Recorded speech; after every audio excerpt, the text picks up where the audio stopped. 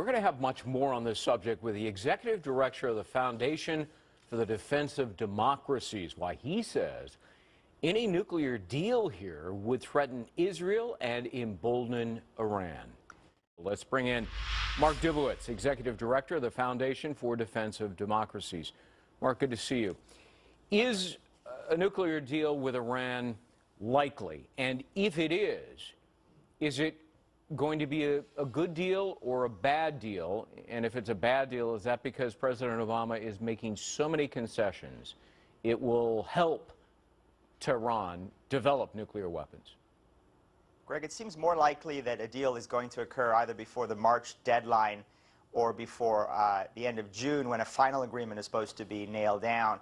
And it certainly seems like it'll be a bad deal. I mean, the U.S. Administration has given up major concessions to the Iranians over the past 18 months of negotiations. The Iranians are going to be left with a sizable nuclear infrastructure. When the deal occurs, they're going to give them massive sanctions relief. And within a period of 10 years, when America's first graders are going to be high school seniors, Iran will be free from all of those constraints. We'll have a massive nuclear program with quick nuclear breakout capacity and easier clandestine sneak-out ability to move towards a nuclear weapon. And what about the lifting of sanctions? Does it appear to you that President Obama may be sort of giving away the store? Certainly there's concern that they're going to give the Iranian regime significant upfront sanctions relief, and then the rest of the sanctions relief will be phased, but they'll be depending on something called a snapback sanction, that if Iran cheats, and everybody agrees that Iran cheats, then the sanctions will snap back in place. I think that's a delusion. It's taken 10 years to put in place these tough sanctions. It took 10 years to convince international companies to cut their ties with Iran. The notion that somehow we're going to be quickly able to snap back these sanctions and pull all those companies out of Iran, I think is highly dubious. President Obama videotaped a message directly to the Iranian people. Here's part of it. Take a listen.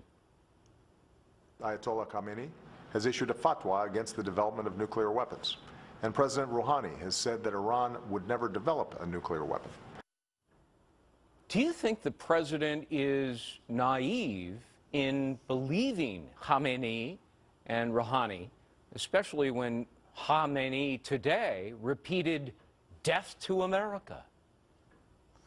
I don't know if it's naivete or if it's the president's deep desire for a legacy achievement in foreign policy. He references a fatwa that supposedly the supreme leader has issued. You know, no one's ever seen that fatwa, unlike thousands of fatwas issued by the supreme leader. That one hasn't actually been made available, so we don't even know if there is such a fatwa. We do know this is the supreme leader who believes in death to America as his founding ideology, as the inspiration for the Islamic Revolution that he has been instrumental in creating.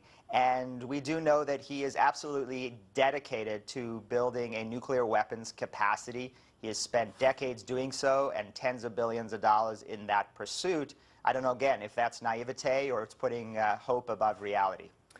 You know, some say there is a completely absurd dichotomy going on here, that President Obama is treating Netanyahu and Israel with hostility and, you know, partnering in some ways with Iran. What's your take?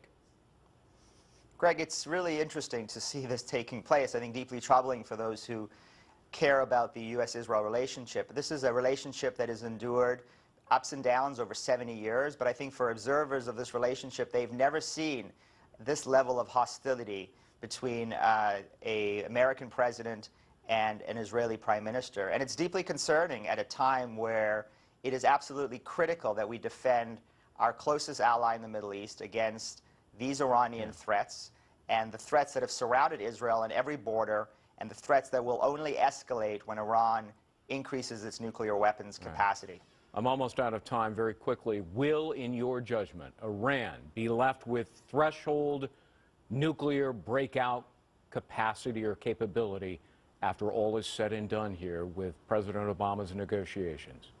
Greg, no doubt. Iran will be left with threshold nuclear capacity. The president is betting that he can get that capacity and breakout to a year, meaning that we'll have a year to detect whether Iran is actually building a bomb.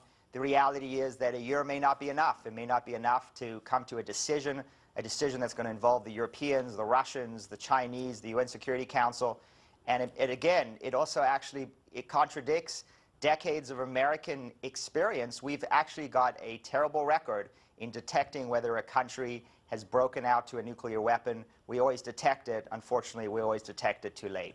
Yeah, well, and of course, Iran has a long and distinguished record of breaking just about every commitment and agreement they've ever undertaken. We'll leave it at that. Mark Dubowitz, thank you very much. Thanks, Greg.